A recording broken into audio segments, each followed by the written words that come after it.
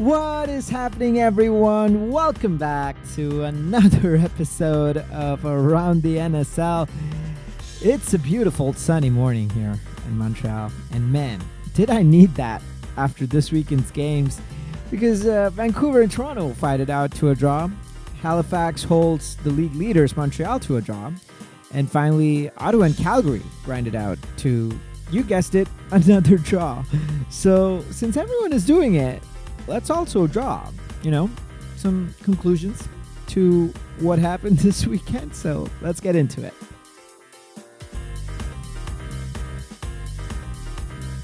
So before we get into the games, I really want to start with a highlight of the week, which, it was not the games, really. It was the Mother's Day celebrations all over all across the weekend. It was also going on in NWSL. So I want to give a big shout out to all the mothers out there. Happy Mother's Day. Hope you had a great weekend. Hope you were made to feel very special, which I think you should feel every single day. So I hope you had a great weekend, and happy Mother's Day once again. In terms of NSL, that translated into quite a few really fun celebrations. The biggest one that stands out to me was the walkout that happened at the start of the Calgary-Ottawa game, which was easily the highlight of the week. I mean, it was so adorable. So basically, all the players walked out with their mothers. So it could be, Sonia O'Neill with her toddler, or Grace Storty with her mother, Pam Storty. Actually, Michaela Moore, I found out her mother flew all the way from New Zealand for the second time, by the way, in the span of maybe 4 weeks. She was there for the first game as well.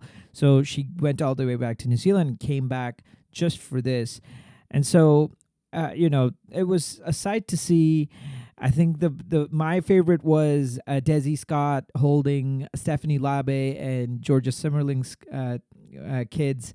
Oh, it was just absolutely adorable. So I wanted to just start with that. That was easily the highlight. So that's the show, folks. I'll see you next week. Now, we do need to talk about the games. And I think we should start with Vancouver and Toronto, because that was pretty much the only game we had any goals in, right? So let's see what happened. So it was a 1-1 draw. Kisaki scored for Toronto and DeFilippo scoring right at the end for Vancouver.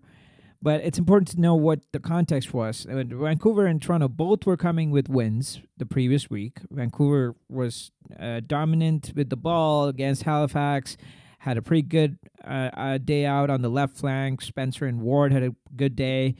But they really couldn't create much from the middle and struggled in the box quite a bit.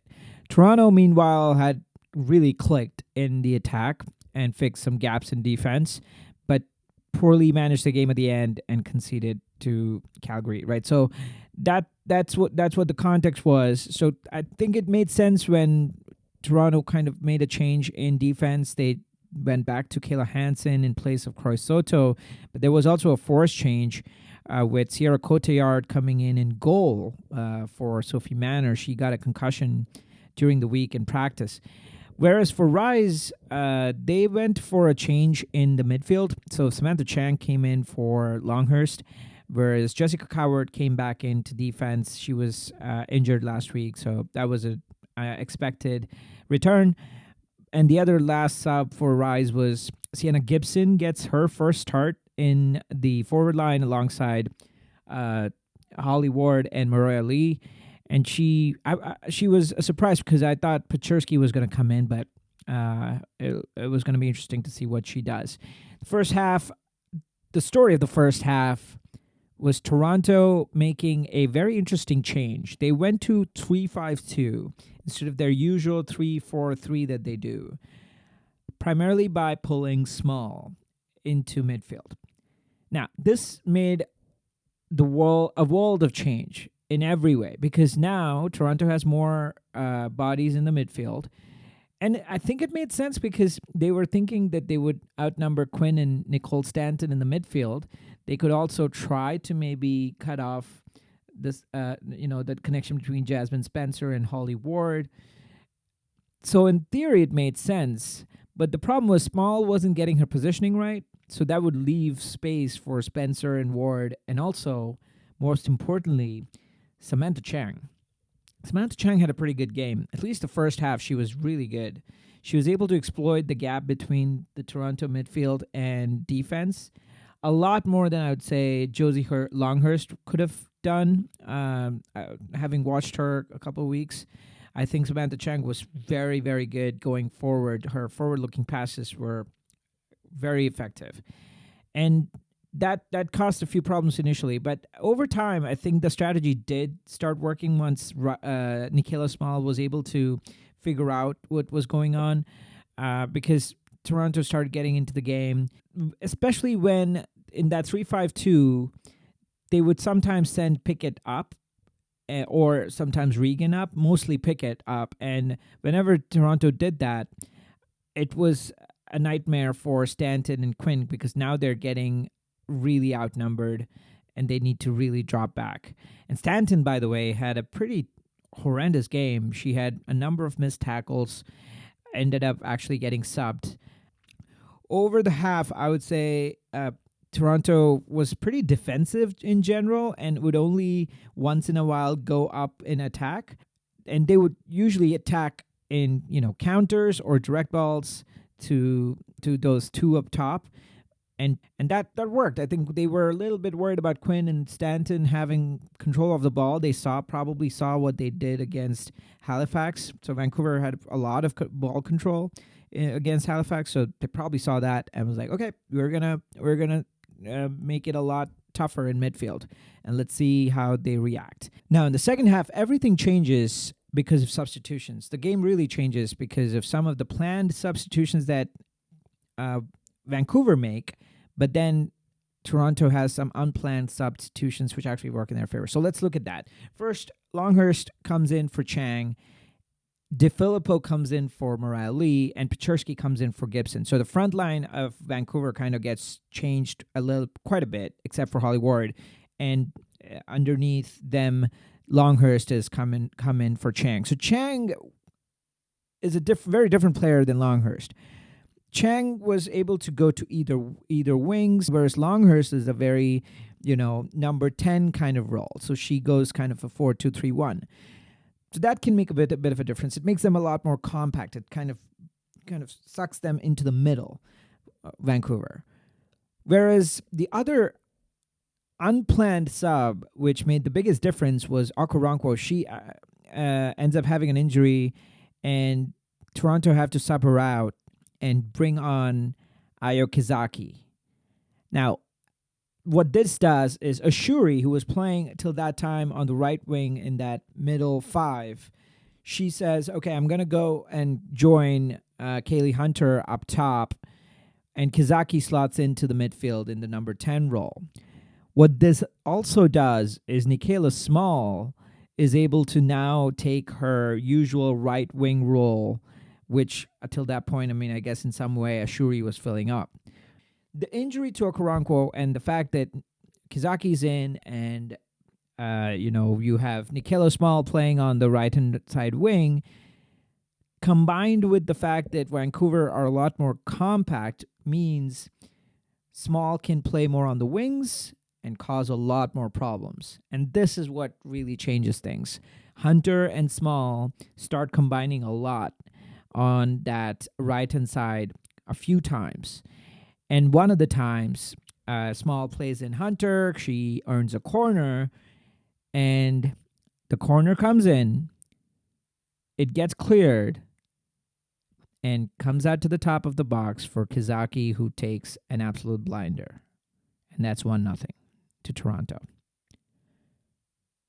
Just like that. So, unplanned, I would say. I don't know what would have happened if Okoronkwo hadn't got injured, and Nikayla Small would not have ended up on that right-hand side, because all game she wasn't on that right-hand side.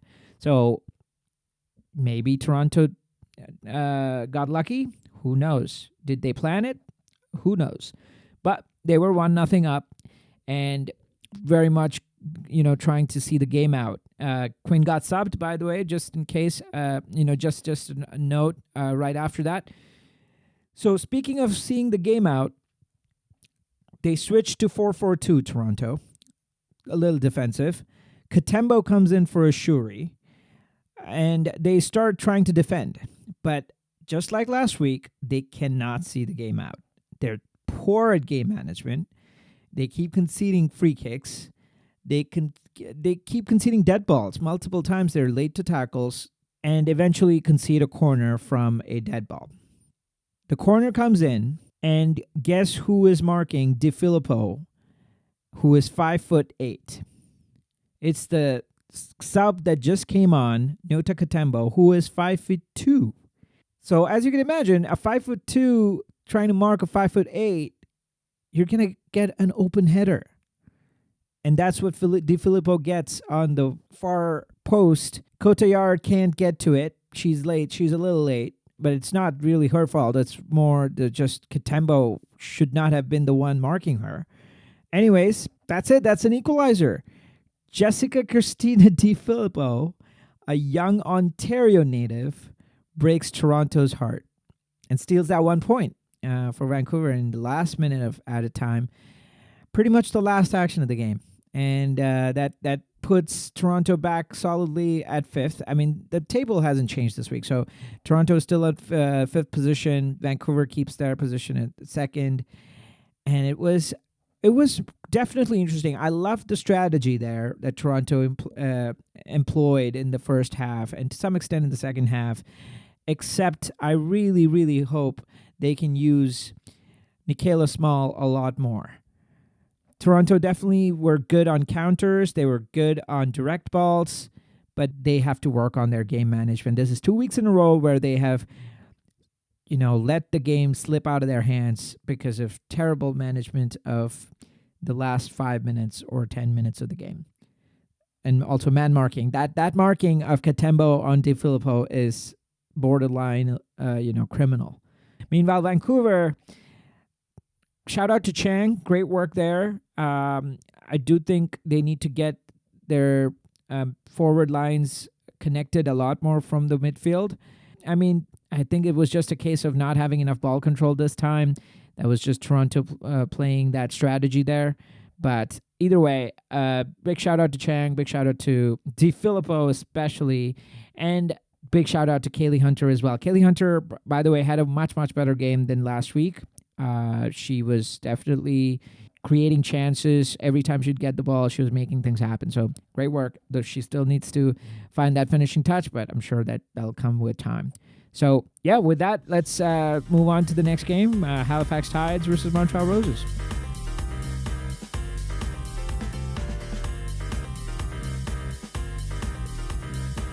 Tides. Man, how have they turned? This was their game. Taking a draw against the league leaders, that too away from home. They should be very proud. And I'm here for it. I'm very happy for them. And it comes through, I think, a very smart formation change. But let's get some context. So Montreal came in unbeaten. They had won against Ottawa last week. Had a really good game in defense, midfield. We talked about the vision that Bilbo had, the time she had, and that can be dangerous, right? And whereas Tides were coming in with a 1-0 loss, actually, to Vancouver, but they've showed a lot of fight, a lot of improvement. Their defensive structure was better with Lemire. They had better clearances. Though the challenge was their midfield shape. I remember talking about Creighton not really utilized to the best potential, and that what that meant was because of that disconnect between the forward and the midfield, Kennedy and Oduro were also ineffective. So lo and behold, they changed that. They changed their midfield. They moved Creighton up, and what ended up happening was playing Jons Dottir in a single pivot instead of a double pivot with Creighton, and that made a lot of difference for Tides. So Creighton and Guay were playing above Jons Dottir, and the reason for that was they were going to man mark Bilbo and the other midfielder. Usually it's Ali Hess, but this time Montreal made a change actually and brought in Mara Bouchard, which also kind of played into Halifax's strategy, I would say. But nevertheless, those two, Creighton and Guay, were able to really man mark and make life difficult for Bilbao and Mara Bouchard, and that really made a big difference from the beginning. By the way, before we move on, I also want to call out the other two changes that Halifax made. It was Norcus who came in for Fremont on the right back side, and the biggest change was Annika Toth, who came in for Erin McLeod. This, by the way, a huge shout out to Annika Toth, a young protege of, I would say, she's been the understudy for Erin McLeod. She comes in. My guess is Erin McLeod was benched, though in the broadcast they said she picked up a knock because McLeod was, I think, was very under par in the first couple games. So, but either way, Annika Toth comes in, right? So we'll get to Annika Toth in a bit, but the biggest change was that, like the change in formation. What that did was Guay and Creighton were able to mark Bouchard and Bilbao so effectively. They had an extra midfielder because in that center of the park, because obviously Jan Stotir was still there. She was playing the single pivot, but for Montreal, they were almost playing a 4-2-4 with Bilbao and Bouchard and Sauvé going up into attack. So most of Montreal's first half, Sauvé would push up and maybe even play really wide on the left and help that forward line, the three in the forward line. So there was really no one in the midfield for Bilbao or Bouchard to pass to, whereas Halifax had Jon Stotir, Guay, and Creighton really clogging up that midfield, especially when Montreal had the ball. And so what that meant was they would have to play direct balls. I mean, Montreal would have to play direct balls, and their individual quality had to be used. Which, by the way, they do have. So they did play some good direct balls, and every time they would play a ball to Boychuk or Abdu or Paquet, it did create some chances. They can be dangerous in those situations. But it made it a lot easier for Halifax to defend. Norcus and Lemire stayed very compact, very stable in defense, and that really played into Halifax's strategy. Meanwhile, in Halifax's attack, though, they didn't get too many chances. Very briefly, I think the problem was because Lemire and Norcus were not getting up, there wasn't much support for them, and especially on the wings for, Sid Kennedy or Sarah LaMiller to have some support when they are trying to, make those flank runs. But either way, on the second half, once again, the subs made a big difference. Millie Clegg comes in, first appearance for her, for Oduro. Clegg, by the way, is a 19-year-old from New Zealand. She's already played for the New Zealand national team, actually. She's also played for Racing Louisville. So this is a big addition for Tides. She, I think, can be a game changer for them. And also Nakamura comes in for Guay, who gets unfortunately injured. And on the other side for Montreal, Schenk comes in for Jody Smith, who also gets injured. But I think the key changes really was Nakamura and Clegg. So Nakamura, remember, she is coming in for Guay, who, by the way, was the key piece alongside Creighton in that pressing of Bilbao and Bouchard, like the 4-1-2-3, right? So the two in that midfield that was pressing Bilbao and Bouchard, not giving them enough time. So Nakamura had to do a very good job. And so she does, actually. She continues that press. It is still pretty effective, but what happens now is probably Montreal sees this during halftime and moves Sauvé down. She's a lot more involved in midfield. She drops down and tries to close that imbalance in the midfield, but the pressing is still so good. That's what leads to an incident where Bilbao gets pressed hard by both Creighton and Nakamura, gives away the ball. And this time, Clegg is also very effective to come down and help them out. So Clegg gets that ball, passes it to Kennedy, who gets brought down by Bilbao. She's trying to recover, but I think Kennedy gets brought down there. It really should have been a pen. Sorry, Halifax fans. Doesn't get called. There's no VAR. Get some VAR. NSL, please get some VAR because that was a penalty. And I think I've seen a couple of those the last few weeks here. But anyways, that's a missed opportunity for Halifax. They've been so good till this point. They do a really good job of pressing Montreal in the middle, not giving Bilbao time, which I think we have found Montreal's weakness. They have very good attackers when they get the ball, but and they have very good midfield, like defensive midfield in Bilbao. And I would say Hess, not Bouchard. So that midfield, if you can, choke them in terms of possession, if you can press them hard, that's where the weakness is for Montreal. And Montreal kind of tried to change that. They brought in Hess for Bouchard, and she was right away effective. She was way more effective in her forward passing. She was breaking the marking. Yeah, overall, I think Bouchard was good defensively, giving her credit, but not as great going forward. And Hess, meanwhile, just slots right in, back in business, and all of a sudden you can see that difference. The midfield suddenly opens up. Hess is a lot more forward, and that helps Bilbao break the marking as well. Meanwhile, a couple of other changes happen. Sato and Valerie Sato comes in for Creighton for Halifax Tides. And this also makes a change because now Sato and Nakamura are still meant to mark Bilbao and now Hess, but they don't do as good of a job as Creighton and Gue did. So it's not as effective, and so Montreal midfield is able to get on the ball a lot more in the second half and really start dictating the pace, dictating the possession.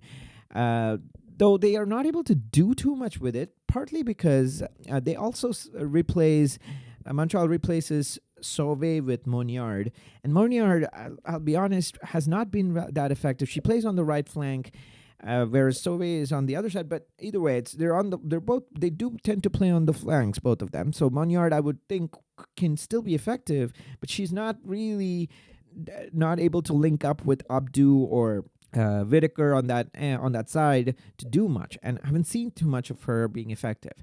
So with Monier coming in, Whitaker really is neutralized as well. She's not able to reach Abdu, which, by the way, is a big, strong flank for Montreal. So yeah, overall, even though Montreal has the ball more in the second half, don't do much. Meanwhile, Halifax, in attack, I would say a big shout out to Nakamura. She, even though her pressing and the marking of Bilbao was not as great as Creighton or Gue, she was very effective in attack. She and Sato are able to move up quite effectively. They should have scored. I think Sato should have scored in the 65th minute when Nakamura creates a chance and crosses in. So great work by Nakamura in attack as well as Sato, but as I mentioned, their pressing of in the midfield was lacking, which is what made a bigger difference. I would say though, the finishing for Tides was missing. They did create a lot of good-looking opportunities. I mean, Sato, the chance that I mentioned, the penalty that they should have caught. Clegg, by the way, was very effective. She had a couple of opportunities. She was way more effective than Oduro, to be very honest. I think she should be starting going forward. She is coming from an injury, so maybe that's why they're kind of holding her back a little bit. But the finishing needs to improve, and that's really where Tide's weaknesses still lie. They are very good in defense. Amazing tactical change by Lewis Page for their midfield and making sure that they neutralize Bilbao and the midfield of Montreal. Great work by Toth with the air balls, very dominant and decisive in the box. So those are all positives. I was very impressed, by the way, in midfield, defense, and at the back of Halifax. What they do need is that finishing up top. I think with Clegg that'll come. What they could do, I would say, is having better overloads in the flanks. Their left and right back, which is Lemire and Norcas, they tend to stay low they don't really go too far up. Like let's say someone like Jasmine Spencer or Whitaker for Montreal. They don't do that.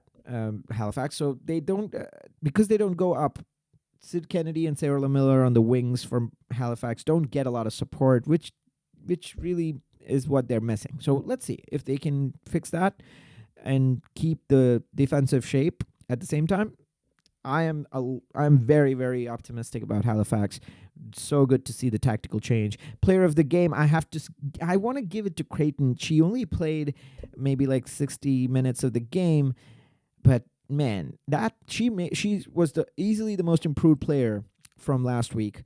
I also want to give it to maybe not so much a player, but the coach Lewis Page for the tactics or the change that he made, which made the world of difference. Meanwhile, Montreal, we have found their weakness. Just don't let Bilbo play her natural game, and maybe hope that the Montreal don't play Hess at the same time.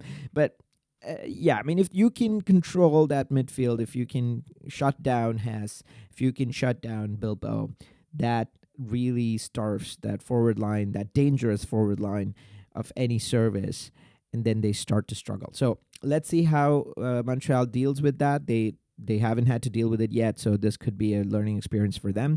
I do have to say Hess is so critical for Montreal. They need her to get Whitaker and Abdu and all the other pieces involved more. Anyways, Montreal is playing Calgary next this weekend, and Halifax is playing Toronto. So given how far Halifax has come, I really want to see what they can do against Toronto. Toronto, as we mentioned, they're good, but their game management has been woeful. So this could be a good, interesting opportunity for Halifax. Let's see. Anyways, that's that game. We are going to move into Calgary and Ottawa, the last game of the weekend.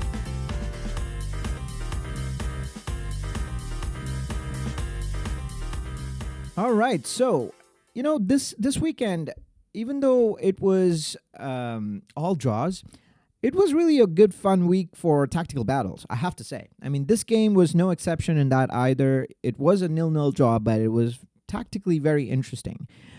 Just for context, both teams were coming in with losses.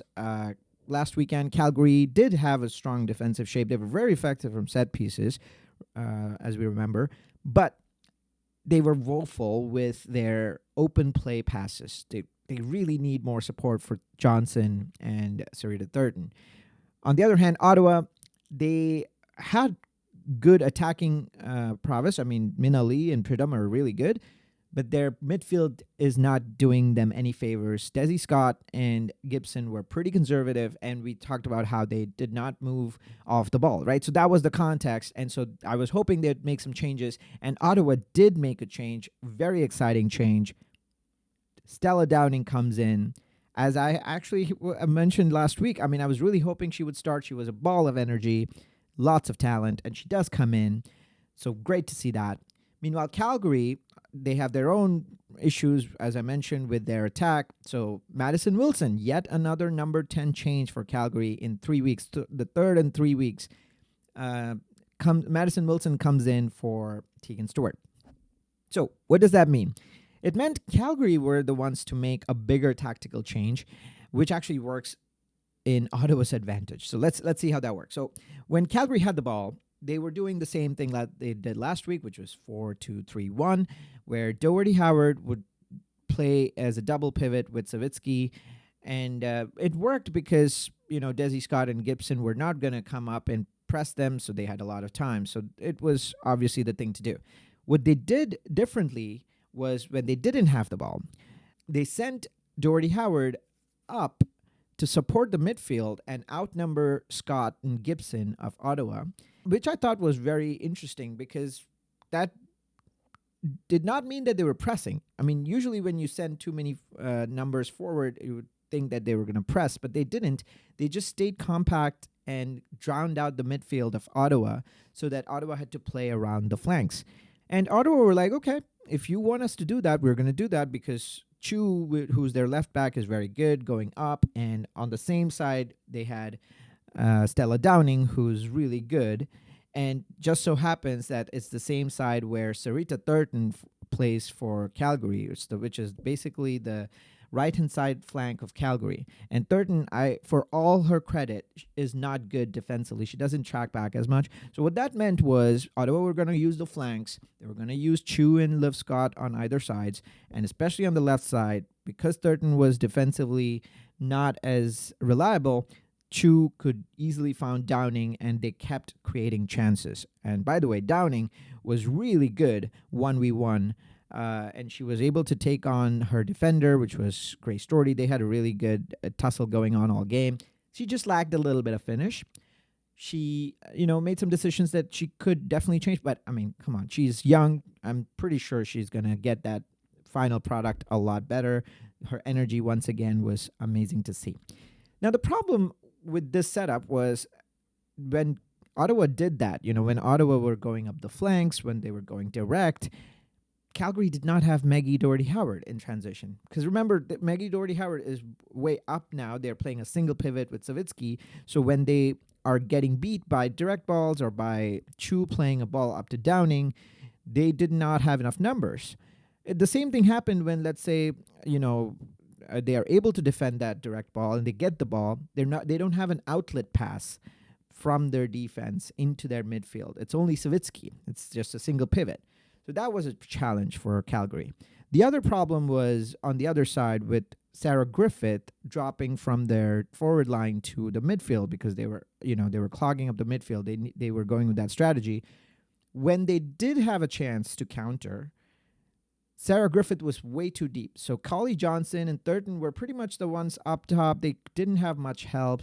And you would ask, hey, where was Madison Wilson? I mean, she was supposed to be number 10, right? She's supposed to be the one giving that help to Thurton and Collie Johnson. Well, let me just give you a stat. She had the least passes and the least number of touches by a mile for all the Calgary Wild players who played 90 minutes. I mean, just for context, she had almost the same number of passes, like one more pass than Sarita Thurton, who played only 60 minutes. So she played 30 more minutes than Sarita Thurton and ended up with just one extra pass than her. That is not good number 10 play. That's just not good. And so it just highlights Calgary has continued to have the issue with their connection between midfield and forward lines. They just don't have enough service into Thurton and Collie Johnson. And just to underline that fact, I mean, at the end of the half, Calgary had 0 shots in the first half. 0. I mean, I'm not talking about shots on target. 0 shots total. And even at the end of the game, they had 0 shots on target. All game, they had 0 shots on target. So Calgary really need to think about their open play attacking. That's a big problem. They've tried 3 number 10s until this point. Tegan Stewart isn't really a solution. Madison Wilson hasn't been the solution. So I really don't know what they're going to be able to do about that. Meanwhile, in the second half, they did make some changes. They took out Sarah Griffith. They took out Collie Johnson, which I don't know why they took out Johnson. I mean, they should have taken out Madison Wilson, but instead brought on Danielle Steer and, once again, Tegan Stewart. I was very impressed by Danielle Steer. Steer, I think, can be an answer to Calgary's offensive challenges. She's more like Pridham, actually. Any Ottawa fans would know what I'm talking about. Danielle Steer is a very good number 9 play. She can come down, collect the ball, make other players run behind her. There's potential there. She wasn't able to, score a goal or anything, but there were a few chances where she was very dangerous. So that was good. Calgary did make a change, and it did have some impact in the second half. Meanwhile, Ottawa also made changes, but for Ottawa, the changes were more forced. So a big change that I have to call out was Holland's injury for Ottawa, and then also Desi Scott, who was substituted out. Holland's injury affected in the sense that they had to move around Liv Scott, who ended up playing center back. They brought in a 16-year-old house, which, by the way, shout out to her. She is a left back. She slotted in there. So there was a bit of a change in their defense. That really kind of threw them off a little bit. The other thing that they had to go through, which I think they needed to, was take out Desi Scott. All respect to Desi Scott, but it's been a concern for them. Desi Scott and Gibson are concerned. The game just passed them by, really around them, partly because, Calgary were outnumbering them in midfield. That was probably the tactic, but you expect better from Scott and also Gibson. Just as a stat, I mean, Gibson had the least touches of all the midfielders and defenders who played 90 minutes for Ottawa. Scott wasn't too far behind. You could watch the game and you could see the game literally just passing around Scott. So, anyways, Ottawa did make that change, and that made a little bit of a difference for Ottawa, but their defensive structure kind of changed quite a bit. And what that meant was, since Calgary is already struggling in offense, and now Ottawa is not also able to control the game like they did in the first half, the game kind of meanders towards a finish where both teams kind of cancel each other out. Now, so just to summarize, I think Ottawa, were the better team. They were good with their dead ball defense, which neutralizes Calgary's main threat, which is set pieces. They're very good on their flanks. Big shout out to Chu. Big shout out to Downing. They can work a little bit on their defensive mid. I really think once Chu drops in place of Desi Scott, it's a lot better. So I don't know how brave they're going to be and maybe bench Desi Scott. I hate to say it, but they might have to do that. They do have good offensive potential. Pridham, once again, was very good. Minali was good. Downing is good. Adamek is good. They had 17 shots. They just didn't have as many on target. It was only 4 on target. So that is where they need to work on. They need to get better with their decision making in the final third. But otherwise, their offense has a lot of potential. They just need to fix that defensive mid. Maybe play Chu in there. They're playing Vancouver, so that'll be an interesting test for them. Meanwhile, Calgary, oh my God, I am worried for them. I am worried for their offense. They really need to find a solution to their number 10 position. Danielle Steer is a bright spot, so they can hope for something from her. Thurton is also good as well. So they have the pieces. They have Collie Johnson, Steer, Thurton. That number 10 role. Maybe don't play a number 10. Maybe play a 4-3-3. Who knows? So that's something that they need to work on, and badly, because they're 0 shots on target all game is not a good stat to have. Player of the game, this is tough. Another tough one. I will give this to Chu from Ottawa. She played very well on the flanks, and then when needed, stepped into the center mid position and played a lot better than Desi Scott. So a lot of potential for Chu, but yeah, that's the player of the game. And that's it. Before we wrap it up, it's prediction time. Let's go. Sweet. So quick predictions. We have 3 games as always this weekend. And the first one is Ottawa playing Vancouver in Ottawa. I would say it can be even if Chu starts in place of Desi Scott. I said it right there. So if they can do that, then it could be even. It could be even. But if they don't, and they start Scott and Gibson, then Vancouver has the edge in midfield. And I would go for a 2-1 score line for Vancouver. Both teams have very good attacks, so they do have the potential to score. The difference will be midfield. So let's see. Second game, Halifax versus Toronto. Halifax is at home this time, and it'll be a really fun watch. This, I think, is a fun game because Halifax has improved a lot. I want to see how they build on it. Toth, I think, should start again. Absolutely. And the key will be if Creighton again plays in that inverted midfield role that we talked about and presses high up. This can backfire, by the way, for against Toronto because they play a 5 midfield. So we'll wait and watch. It'll be a close game, I think. And it'll be a 1-0 to Toronto. It kind of hurts me to say that because I'm an underdog fan and Halifax is kind of an underdog here, but I think that's what it's going to be. Halifax, if they can work on their offense, maybe, but it'll be a 1-0. Third game and last game, Calgary is going to be at home against Montreal. And defensively, I think Calgary could try the single pivot and try to throttle Bilbo and Hess and maybe do what Halifax did, but that is a very high risk strategy. I mean, I'm sure Montreal's going to start Hess this time, and they can play through that marking and be dangerous. So, but I think the bigger problem Calgary has is their offense, as we've kind of beaten that dead horse. So I think it's going to be 2-0 to Montreal, and yeah, unless Calgary fixes their problems. But yeah, that's all she wrote. It's been a week of parity, but as they say, when there's parity, chaos is just around the corner. So let's hope for a fascinating weekend of games and have an amazing weekend yourself. And until I see you again, be good, be kind, and be you.